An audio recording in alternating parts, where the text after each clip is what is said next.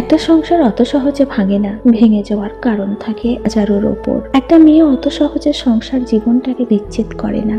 একটা মেয়ে সবসময়তে চায় যে আমি সংসার করব, সংসার জীবনে সুখী হব, কিন্তু কিছু পুরুষ আছে যেটা তারা মেনে নিতে পারে না। ওই যে কথাই আছে, যেই নারী সংসার করতে চায় সেই নারীর ভাগ্যে সংসার জুটে না, আর যেই নারী সংসার করতে চায় না সেই নারীর ভাগ্যে সংসার জুটে। ঠিক আমার বিষয়টা এইরকম হয়েছিল। আমি চেয়েছিলাম যে সুখ দুঃখের মাঝে থেকে স্বামীর ঘরে সারা জীবন সংসার করব।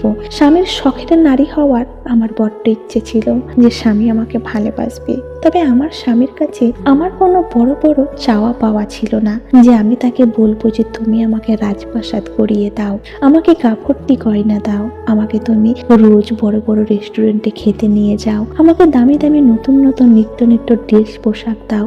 আমার এগুলো কোনো চাওয়া পাওয়া ছিল না। আমার চাওয়া পাওয়া ছিল শুধু একটু ভালোবাসা, ভদ্র আচরণে কথা বলা, একটু কষ্টের সময় আমার পাশে থাকা, আর আমার ছোটখাটো কেয়ার করা। সেটাই তার কাছে অনেক ভারী ছিল।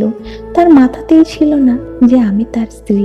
তার অভাব, তার দুঃখ কষ্ট আমি সবই বুঝতাম, কিন্তু সে আমার দুঃখ কষ্ট অভাব কিছুই বুঝতো না।